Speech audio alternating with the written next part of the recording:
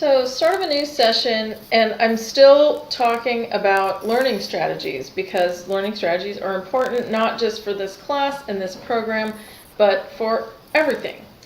So, one of the comments that I heard very frequently in people's reflections, lab reflections, and learning paragraphs and that sort of thing last quarter was people made reference to, well, I'm a visual learner or I'm a hands-on learner or something like that. And so I thought I would review what we talked about last quarter for learning strategies and discuss the idea of learning styles and the science or lack thereof behind it. So, and then talk about a few other learning models. Just to expand your horizons and help you learn better and hopefully get more out of your courses. So I'm calling this lecture Expanding Your Learning Strategies, Getting Beyond Learning Styles. So to review what we talked about last quarter, the learning tips for students. Practice reviewing new learning from memory. So that's our free recall. We did a lot of that last quarter. Space out your retrieval practice. That's you're using your flashcards and not just doing it one day a week, but doing it throughout the quarter. And several of you started using the Anki flashcards. Some of you use Quizlets. Some of you probably have your own flashcard system.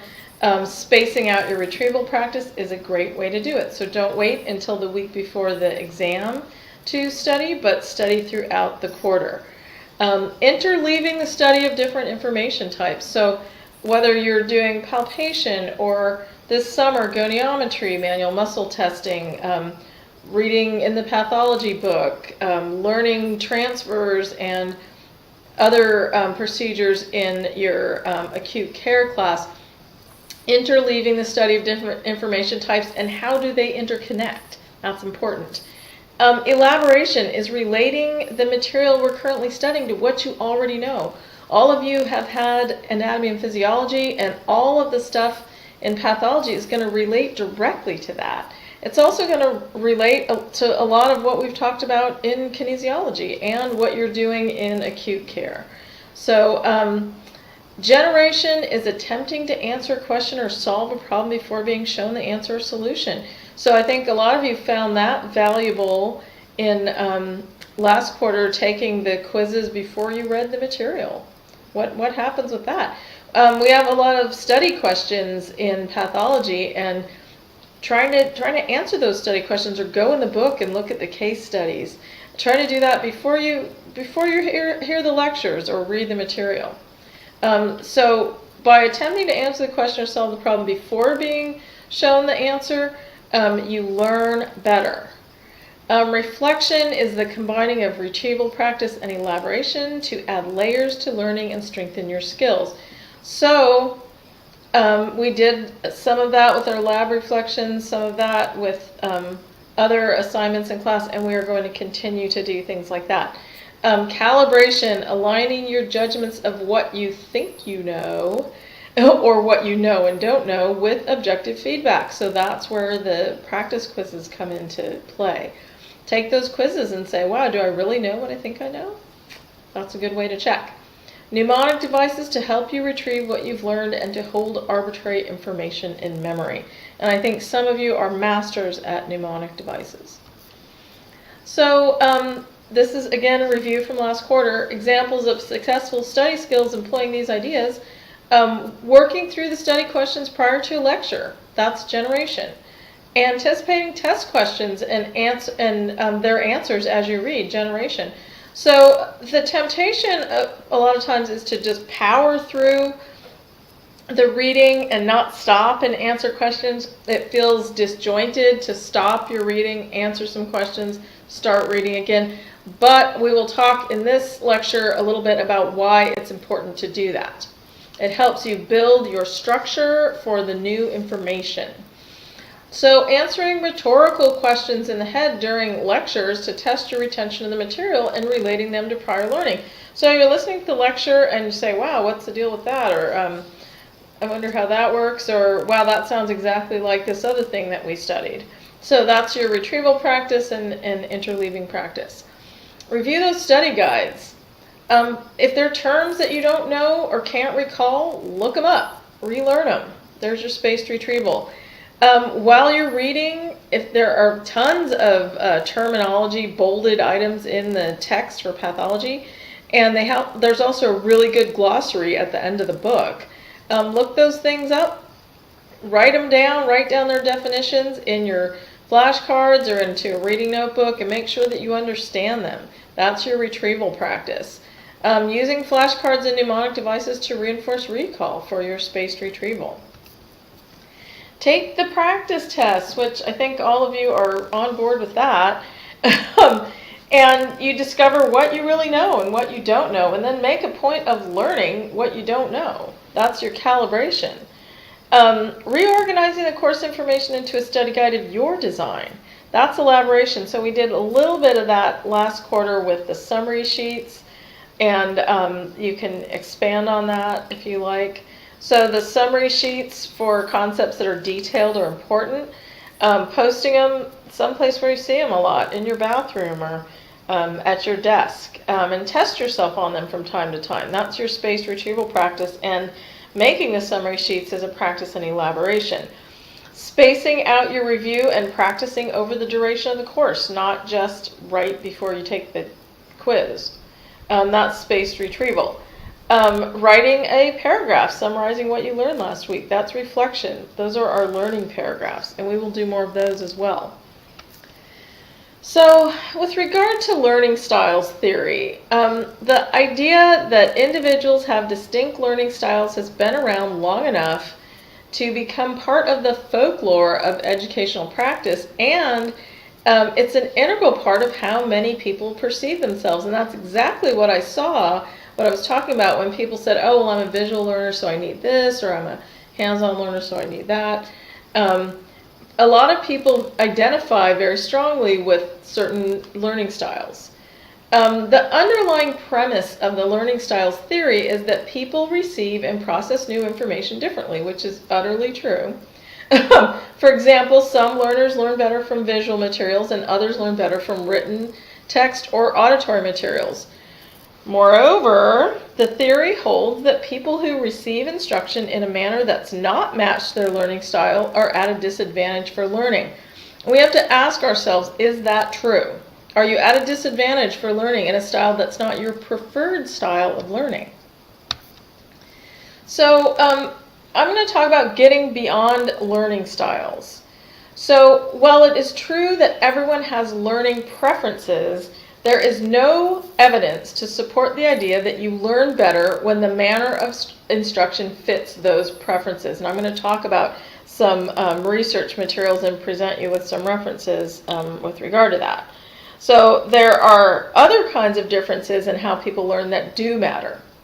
So it's clear that some learning differences matter more than others, but which differences matter? One difference that appears to matter a lot is how you see yourself and your abilities. As the maxim goes, whether you think you can or you can't, you're right. And that's more than just a glib throwaway line. It's absolutely true. So the stories that we create to understand ourselves become the narratives of our lives. Explaining the accidents and choices and everything that's brought us to where we are. What I'm good at, what I care about most, and where I'm headed. So what you tell yourself about your ability plays a part in shaping the ways you learn and perform. How hard you apply yourself, for example, or your tolerance for risk-taking, or your willingness to persevere in the face of difficulty. So your story, your narrative of who you are is more important than your preferred learning style. Some of the learning differences matter a lot. For example, our ability to abstract underlying principles from new experiences and to convert new knowledge into mental structures. And I will talk a little bit about structure building in a few chapters and what we can do about it. Other differences we may think count a lot, for example, having a verbal or visual learning style, actually don't count that much. I know, this is scary information, but here it is. So, the belief in the learning styles credo is pervasive. It is taught in education programs. It is taught at all levels of schooling. Assessing student learning styles has been recommended at all these levels of education, and teachers are urged to offer classroom materials in many different ways so that each student can take it in the way he or she is best equipped to learn it. And that, on the surface, that sounds great, right? And while it's true that most of us have a decided preference for how we like to learn the material, the premise behind learning styles is that we learn better when the mode of presentation matches the particular style in which the individual either is best able to learn or feels they're best able to learn. And that is the critical claim that we are going to examine. So, is there scientific evidence to support learning styles theory? Surprisingly, there is very little. There was a study that was done in 2004 for Britain's Learning and Skills Research Center that compared more than 70 distinct learning style theories that are currently being offered in the marketplace, in schools and businesses and that sort of thing. Each one has its own assessment instruments to diagnose a person's particular style. And there is, what this particular study found is that there was a bevy of contradictory claims from the different purveyors of these instruments, basically. So there are, the authors of that study related an incident at a conference where a student completed an assessment instrument and reported back, "Well, I learned that I was a low auditory kinesthetic learner, so there's no point in me reading a book or listening to anyone for more than a few minutes." So obviously this is a problem. It's not supported by science, and it instills a misguided sense of diminished potential. That's the huge problem with that. The other problem is the conflicting theories, and none of them really have a lot of basis in research. So in 2008, a group of cognitive psychologists, and I have their published study that was published in 2009 in the Psychological Science and the Public Interest Journal. Harold Paschal was the lead researcher, and then there were a few other researchers with him.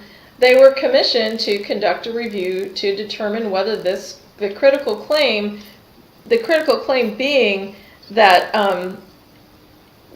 that we learn better when the mode of presentation matches our perceived learning style.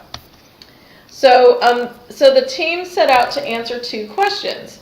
The first question is what forms of evidence are needed for institutions, either educational institutions or companies or whatever, to justify basing their instructional style on the assessment of students or employees' learning styles.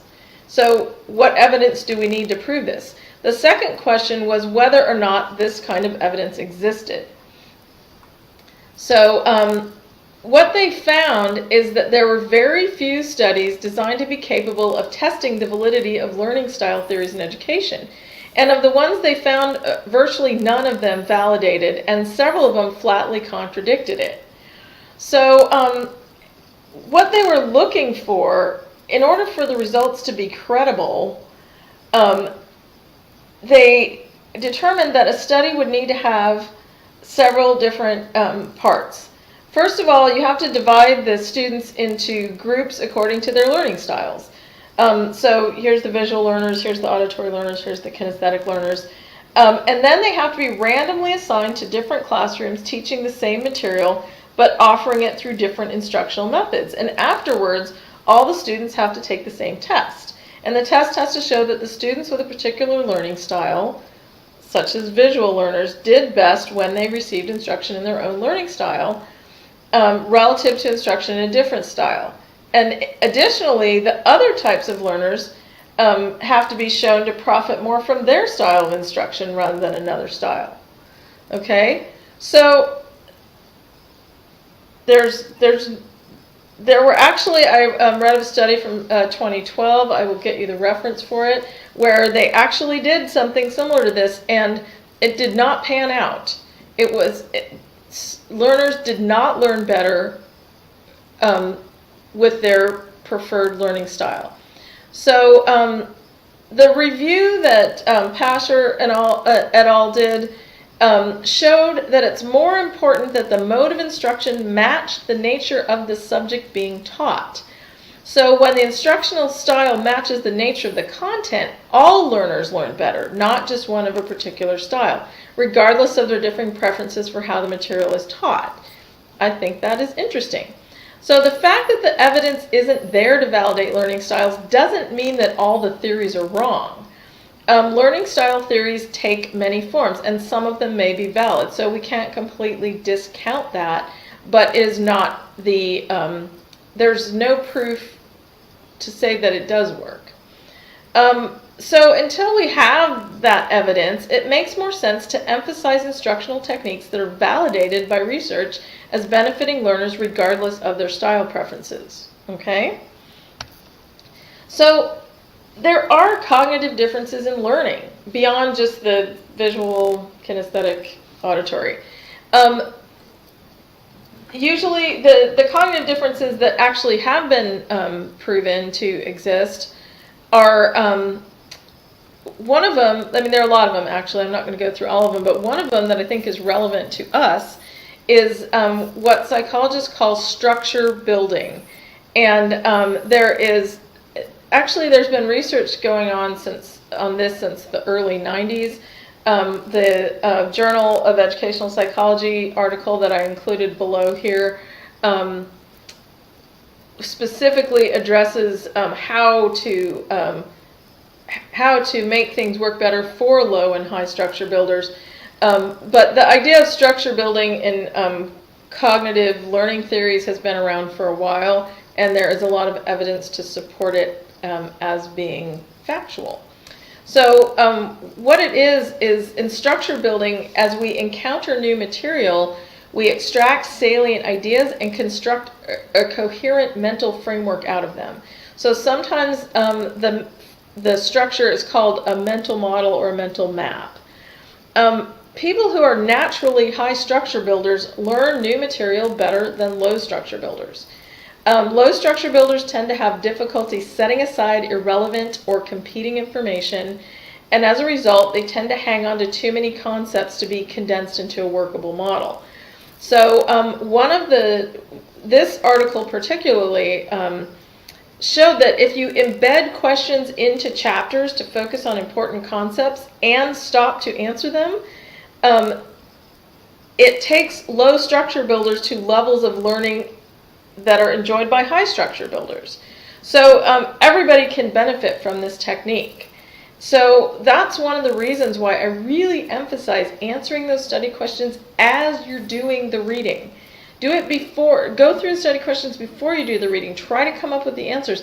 And then as you're doing, even though it may feel disjointed, stopping and answering a question and then going back to the reading and then stopping and then answering another question, it is actually a better way to learn because it allows you to build your structure. So the interesting thing is in one of the studies I read, they were talking about analogies for structure building, and one of the analogies was that you have a boxed Lego set where you build a Lego town. So you dump out all the pieces, and then you start to separate them into piles of what the different things are. Then you start to lay out a structure. Maybe you lay out the streets and the sidewalks, so you're defining the boundaries and the spaces within your town. And as you add more pieces to it, you start to develop the shape and the nuance of the information in the structure. So the analogy is you have all this information in a textbook. Those are all your pieces. You dump them all out, and then you have to separate them out into categories, basically. And then build those categories into a workable structure. So let's just say, for example, with going back to the Legos, your brother used the Lego set before you did, and he actually dumped a bunch of extra pieces from another set into there. So one of the ways that high structure builders deal with irrelevant or additional information is they set it aside, like this isn't relevant, I don't need to learn it right now. Whereas low structure builders can tend to get wrapped up in like, oh my gosh, this doesn't fit anywhere, where am I going to put this? So the other thing that high structure builders tend to do is they say, oh, well, maybe I can work these extra pieces in and kind of make my town better than what's in the picture. So they actually elaborate on what is given to them and build a better structure. So, analogies only go so far, but I think that's a pretty good analogy. So you have to take all the pieces, dump out all the pieces from the textbook, and put them together in a structure that makes sense to you. And it's a lot easier to remember that cohesive structure, even if you're not remembering every little detail, some of which may possibly be irrelevant. And it's a way to conceptualize new learning. So going back to the idea of your concept of how you learn is more important than the actual type of learner you are. So it doesn't matter if you're a high structure builder or a low structure builder or a visual learner or a kinesthetic learner or any of that stuff. Back to the old adage, if you think you can or you can't, you're right. It turns out that this is more than just a witticism. Attitude counts for a lot. So there is a psychologist named Carol Dweck, and she's gotten huge attention for showing just how big an impact a simple conviction can have on learning and performance. The belief that your level of intellectual ability is not fixed, but rests to a large degree in your own hands. So I listed some of Carol Dweck's studies, 2003, 2007, and 2006. The last one, Mindset, The New Psychology of Success, is a great book if you are just like bored on the break and you want to read a great book. It's really important for learning theory. And she also did the second one I have listed here, The Perils of Promise and Praise. She did a study on just how, and she did hers with grade school kids, but it's still relevant. How students are treated ends up changing the way that they perform. So one of the things that was highlighted in her work was that some students aim at performance goals while others strive towards learning goals. So, and I've gone on probably ad nauseum to you guys about how your score isn't all that important. I mean, to some extent, you have to get a passing score, but the grade you get in the class isn't that important, but what you learn is what's really important. So if you are working to a performance goal, you are working to validate your ability. If you're working towards a learning goal, you're working to acquire new knowledge or skills. And really, my hope is that in this program, not just in this class, that you all are working to acquire new knowledge or skills. Because what I want to see coming out of the PTA program is not just PTAs who can pass the board exam, that's important, but ones who have a huge body of knowledge and skills that they can then take out and directly apply in the clinic. People with performance goals, and this is according to Dweck's studies, people with performance goals unconsciously limit their potential. If you focus on validating or showing off your ability, you pick challenges that you are confident you can meet. But if your goal is to increase your ability, you pick ever-increasing challenges and you interpret setbacks as useful information that helps you sharpen your focus, get more creative, and work harder. So instead of saying, gosh, I have to get a 97 on that test, instead, I need to learn as much as I can about this so I can be a good therapist. It's very different goals, right? And you're really, when you aim at learning goals, you are going to challenge yourself, and you are going to develop a better body of knowledge. So, a quote from the Mindset book: if you want to demonstrate something over and over, ability feels like something static that it's supposed to be that lives inside of you. Whereas if you want to increase your ability, it feels dynamic and malleable. So learning goals trigger entirely different chains of thought and action from performance goals. Focus on performance instead of on learning and growing causes people to hold back from risk-taking or exposing their self-image to ridicule by putting themselves into situations where they have to break a sweat to deliver the critical outcome. We all experience that in the practicals. You have to break a sweat to deliver the critical outcome. You're putting yourself out there, and that's how you learn, that's how you grow, that's how you challenge yourself. So there's this idea of desirable difficulties. Some difficulties are not desirable. Like if I was trying to learn all of this information in Japanese, I would have a huge disadvantage because I couldn't comprehend most of it because I'm a beginner at Japanese. So that's an undesirable difficulty.